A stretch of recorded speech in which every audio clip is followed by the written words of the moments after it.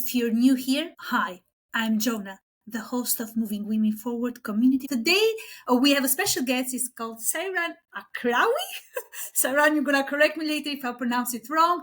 We are streaming live here from our platform. What is it of the community about? It has one mission to help 100 women in 100 days. Simple as that. How do we do that? We help you move from feeling stuck to empowered, amplifying your voices through expert-led support, visibility opportunities, and meaningful networking. So today, as I mentioned, we have Sairan as our special guest. Sairan is not just a business strategist. She's also an engineer, but she will tell us more about her role and her career. She is the founder of Gem Thrive. She helps you turn expertise into income and support through business strategies. She basically shuffles everything around and makes your business successful. Sairan, please, the floor is yours. Tell us more what you do, what inspires you, and we'll crack on with the questions. Thank you very much. Thank you, Joanna, for having me. Women to thrive in 100 days. And I see each one of us have a mission or a task in life to help each others. Each one of us coming to this world to add a meaning or a purpose on what we are doing. So I felt this early days when I was in college. I knew that my impact or my mission is just not being a good engineer and solving complex equations. I finished school, and right after I done with my master's degree, I thought I am good to go and start my doctoral in engineering until I have opportunity to speak at my university to a group of younger engineers about the real life of women engineering in such a male-dominated, let's say, which I don't agree much with that word. There is no career for male-dominated. Every career is equal to men and women, in my opinion.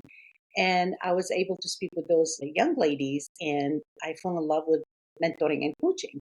So I never finished my doctoral. I started having, small platform helping and mentoring women in technology in general. Then I done that platform for almost 5 years. I was a transition expert. I was helping international women who come to United States to live their American dream. Then I changed my niche or my niche, let's say in 2023. And now I'm business strategist. So basically what I do, I guide and help midlife professional to reinvent or basically to find their hidden gem or hidden talent, how to monetize it. And not necessarily, Joanna, when I talk with clients, I never ask them to leave their day job. I'm still working as a full-time engineer. What I'm trying to do to guide them to have the courage and tenacity to bring that hidden talent and monetize it and share it with the world, because each one of us born with something that's unique to us, and we just need to bring it up and celebrate it. That's a beautiful introduction. Thank you very much for sharing this with us. So we talk about helping women move forward, take decisions, build a business that they love. They wake up in the morning and say, this is what I love. I love doing this best, and this is what I'm going to do. So it's about also what we love most, and not just monetizing what we love most, but it's part of the business journey anyway. So you have navigated a powerful journey across cultures and careers. I have moved myself 3 countries, so I'm now in London, UK. I have to specify what country it is because there's another London in Canada, which I don't want that to be confused with London, UK. For those that are watching this podcast or will listen to the replay after the talk. But how has this journey across cultures has shaped the way you help women? Because we all have our uncertainty, changes, different environments, different mentalities, different experiences, and different skills. Although they are our own luggage, they are still different. They act differently in different environments. Yeah. And different culture and environment actually is not something work against you. It's something is a plus. It's work for you if you know how to utilize it and use it. A lot of women, they move to different country, they still have that belief that they are not fitting or they are not part of the equation or they cannot thrive in the new country. That's belief or that feeling. If you have it for a short time, nothing wrong with that, because you are overwhelmed. You're exposing to different country, different language, different culture. But you should not dwell or drag that belief for a long time. because you are coming with different perspective, different languages, how to solve things in a different way. Like you feel like you have a different sets of eyes to look at things. So you have to really leverage that. You have to use it. And nothing wrong with you if you start from scratch, if you are not knowing exactly how to do business in different country. You are not obligated to figure things out the very first year, right? It's all in phases. It's all come in small progress. As long you pick up the momentum, right? And you start working on those testing, you have to keep learning and testing. This is how you learn and thrive in different country and different culture, different background. It's something good for you. It should give you more power in order to start your own business. I like the testing bit. I always say practice, Yes. practice, and practice, because if you do not practice, you will never get better to something. So the more you practice on something, I'm a Yeah. true believer that Of it course, the brings. more you do it, this is how you get to the mastery, right? As Robert Greene talk about it in his book. You're not going to be master overnight. It's not 48 hours or 30 days process make you master. The more you do it, the more you practice it, then you can master your game. Wonderful. I truly believe in this saying. So we have the women in our community. It's the Moving Women Forward community that are looking to grow their business. So some are startups, some are in the different stages of their business. They've been there for a few years, 4 to 5 years in the business. But what practical strategies or mindset shifts do you recommend for building the confidence and clarity for these women to carry on, to create, to build the business that they want, to grow the business that they are working on? Yeah, I always advise my client to start small. When you start a business, you're not gonna be perfect in every step you do. You're gonna make mistakes. You're gonna pick up those mistakes, lesson learned, and you're gonna start over again. And to answer your question about the confidence, confidence is not something I can say someone is confident because he know or she know everything. This is not true. No one in the earth know everything, right? But if you keep the momentum, if you start doing the action, the learning, reading book, listening to podcasts and YouTube and people who done it before you, it's wonderful. But if you are not trying yourself, if you are not taking the action, nothing will change. So I feel like confidence doesn't come first, action does. You can't just go to the room and pretend or fake that you are confident. You have to really gain that confidence by being competent. So when you are competent, you become confident. And that competency comes from taking action. This is why when I guide or I coach my client, I say there is only three major pillars when you start any small business. The first one is the foundation, is the clarity. When you clear where you're going, that's the foundation of your building. I use the metaphor of engineering because every time the engineering pop up in my talk. So the foundation is the clarity. When you are clear, what is your goal? You are clear what is your path. You have a map or a blueprint. That's your clarity is a foundation. Then the main thing is the action. Action is when you build the wall and the window and the whole building. That's your action. Without action, you're just staying on the foundation. There is no building. And the roof, which is protect your business, is the consistency. You have to keep doing what you're doing.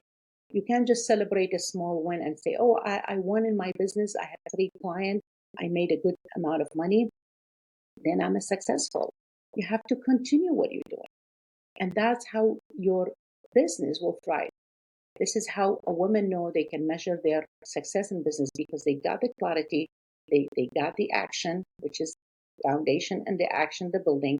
Then they keep doing what they are doing. And the clarity is important too because it creates your momentum. You're not gonna do one thing and leave. You gotta continue what you're doing, and that's what brings your confidence. I think so. I'm not going to generalize here because this is not the case, but I think many business owners, again, being men or women, doesn't matter what gender we're talking about at the end of the day, but uh, the clarity. So that clarity, the element of clarity, people have ideas, they start doing something, they test something else, they create a mini funnel, they test that out, it doesn't work, they chuck it in the bin. So is it part of a clarity or is it part of testing out? Are these two different things? It's slightly different because the clarity again is not a 2 days or 1 week process as well. Sometimes you think you are clear where you're going, your niche or niche is clear, but when you test that niche or niche, you find out that's not for you. So you are clear in the beginning, but you are testing. So you got the clarity in the beginning, but when you tested, it was not something aligned with your passion or with your skills, right? So you move or you pivot. So you clear in the beginning, then you pivot, which is totally fine. And you see it in a lot of women, small business. It's happened to me when I changed my niche. I thought I'm only good to coach and guide international women. Then I find out I can use my business strategy in my business in a way to change my niche because I think programmatically. I'm an engineer, so I can use that in business and in a way to measure and monetize people hidden talent.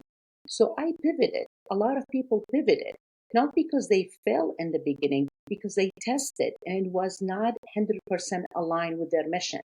So you can be clear, but when you do the one things that you thought that's your path, you might end up pivoting to something else. So we are all in the world, keep learning, testing until we find we really what we're really good at. I think this links a little bit with the practice, right? So testing, practicing, it's a dual combination. So it's a Yes, combo basically of what we're doing out yes, there. yes, and you see it even in sport. I mean, my son, he done so many type of sport, soccer, football, and basketball, swimming, and he practiced in many of those kind of sports. In the end, he end up with one thing, right? You test them. You kind of like, let me see if I like swimming. Let me see if I like soccer. Let me see if I do football better. And a lot of athletes, they start in basketball, but they become a football player. So it's not necessarily what you started is going to be the thing that you're going to do. Is you are testing yourself, right? In order to see what is really your hidden talent or your hidden gem, and you're going to thrive. I agree with that. We have one vivid testimonial from one of the tennis players at the Wimbledon here in London, the famous Wimbledon championship of tennis, when one of the players was a football player back in Italy. And then he started doing tennis, and now I think he was the second runner up. I'm not sure if he was the runner up, or I don't think he was the winner of this championship of this year. But yeah, so he started in football and ended up in tennis to be a champion, basically, if not a runner up. So yeah, that everything can happen, right? So it's amazing. Yeah. I like your unicity in not just in business, but in your strapline. So you're an engineer. I've never had an engineer on my podcast. I've got you. Thank you for that, for being on my show. I want to see this element. I want to understand this element of blending the technical insight that you have within you and your knowledge and your experience with the strategic leadership. So leadership is not just for corporate, it's not just for organizations, but is within small businesses because you are your leader of your business. So you are the face of the business. So I want to see that element a little bit. How can Yes. we, women in this case, embrace both? Yes, you will see that the belief that we have in the past that either you are a data driven, you are technical, and you are good in math and science, or you are perfect in emotional intelligence. This belief changed long time ago because you can blend both, right? You can be your IQ well, and you can be very smart in your emotional intelligence component. And when I start as a business strategist, I mean, all my life, I'm still doing engineering over 30 years. That's telling you I'm old, right? So I graduated, I don't know, many, many years ago. So all I've done, I solve complex, equation, I design. All my life, it was around numbers. I have to be precise and concise. Everything should be data. Everything should be fact. 1 plus 1, don't make mistake. But when you do business, it's never 1 plus 1. You have to use your emotional intelligence. And that's, Joanna, I see women have the superpower. We have that great intuition. But we think when we become a leader, that's intuition, it's soft and it's going to bite us. That's not true. You need that. You need both. You need your heart to speak with your brain. You have the IQ and the EQ. They kind of like arrange marriage, right? Together. You can't be just stiff and all the time say, I gotta be right. I should not make any mistake. In business, you're gonna make a lot of mistakes and you're gonna continue doing mistakes. That doesn't mean when you pivot and you succeed and you have the second niche and now you're making money, you're not going to make mistakes. Women, we are very capable to do both, to blend the emotional intelligence with the data and technology that we are an engineer, and we make it a one package to lead. And you will see it even in big organization and in big company. The best leader are the leader who have the best communication skills. They are not the one who has PhD degree or have three master degree. With all respect, I have my own master degree, but that doesn't make me a good leader. What's make you a good leader is the emotional intelligence, how to deal with people, how to have the communication skill. So you need those soft characters in order to be a better leader in your business and in your agent. It's fascinating how the leadership blends with the analytics, right? Again, going back to data. So we know some businesses, so some business owners in our community, they know the data, but they don't have the other side. They can, it's hard to deal for them. Actually, I'm not going to say it's difficult, but it's hard to deal with them, for them, with the other aspect of the business. So the communication, how to communicate, how to put their message out there, how to be effortless speaking, how to be more visible in this world, really.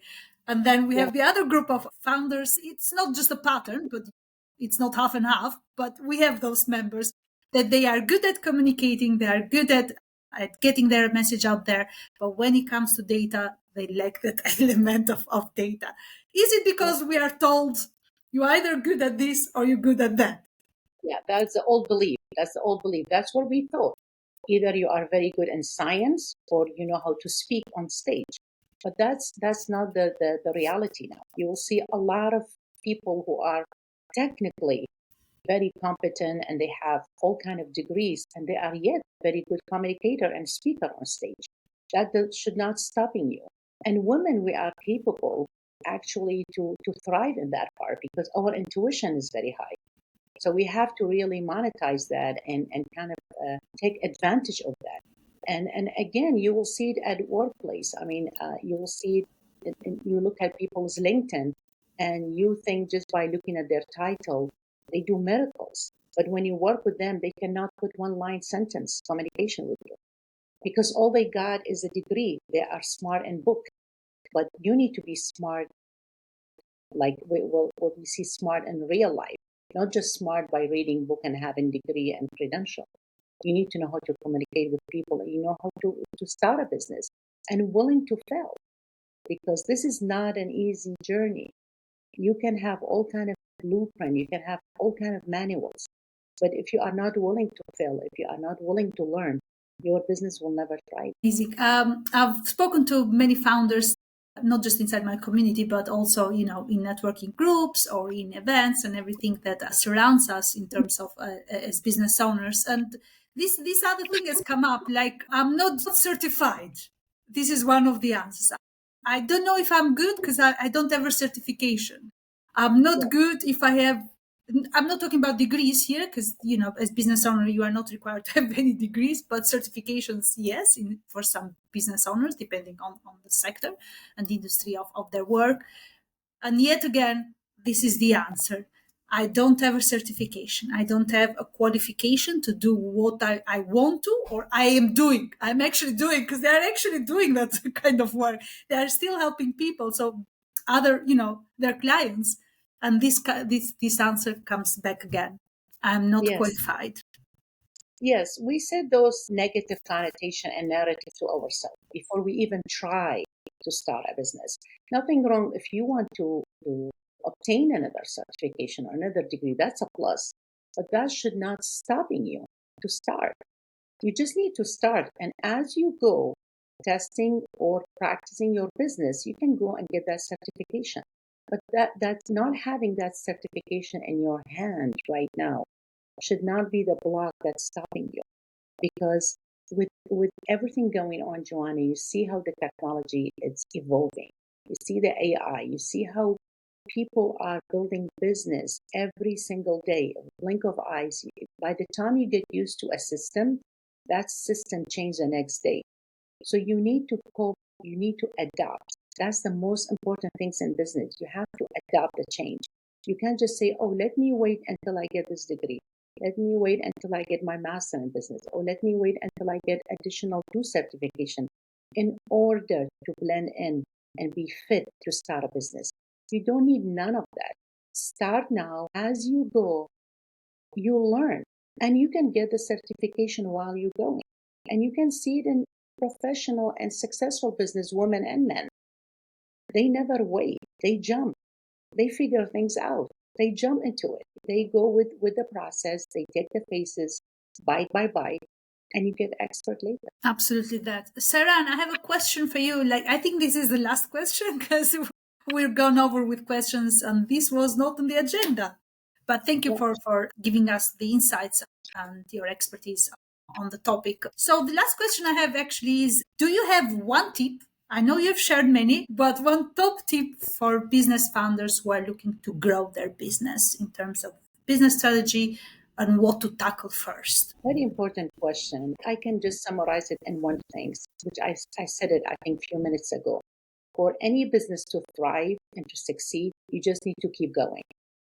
Don't stop. Don't give up, right? You're going to fail. You're going to pivot. You're going to change your niche. You're going to adopt new skills. You're going to have some beliefs that you have it for a long time, and you're going to change those beliefs. So my one thing for your audience is to keep going. Don't stop. Don't lose the momentum. You will work hard. Nothing will happen. You will put hours. You will do marketing. You will pay company to thrive. You will pay other people for mentoring and coaching and doing things, and you're not going to see any result. The result is piling up for you, but it's not now. You're gonna sweat. You're gonna be tired every day. One day the result will pop up. So don't give up. It's all worth it. Trust me. The process is worth it. You're not gonna celebrate early, that's for sure. But you're gonna celebrate if you just start right now. Amazing message. Thank you so much, Sairan. Now the space is yours. Tell us if you are running any workshops. Where can the audience find you? If they have any questions, if they can DM you. Tell us more if you're running anything or if you're promoting any of your services at this moment. Thank you, Joanna. So I'm available on LinkedIn, Sairan Aqwari, for any technical question. If you want to advance your LinkedIn page and make it more appealing, having the executive presence, what to do during interview, how to earn more leadership skills, you can reach me on LinkedIn or on Instagram, Sairan Aqwari in one word, and I have a website as well, sairanaqwari.com. And for the sake for your audience, Joanna, if they mention your name and your platform, they will have complimentary 15 minutes on each pages. They can call me or contact me on Instagram. If they mention your platform, I can give them 15 minutes on LinkedIn and 15 minutes complimentary on Instagram as well. Wonderful. Thank you so much, Sairan. If you want to pop the link in the comments later in the day, that would be amazing. So I can share it on Instagram. Thank you so much for being such a stellar guest speaker. I love the conversation. It was very calming, actually. I couldn't imagine from an engineering point of view, but this worked pretty well. Thank you, everybody who watched, who tuned in for the live today. Stay tuned for another episode of Moving Women Forward Community podcast next Monday at 12 p.m. London, UK time. I'd like to specify we are in UK, so stay tuned. Thank you, Sarah, and thank you, everybody, for watching the live. Take care. Bye-bye.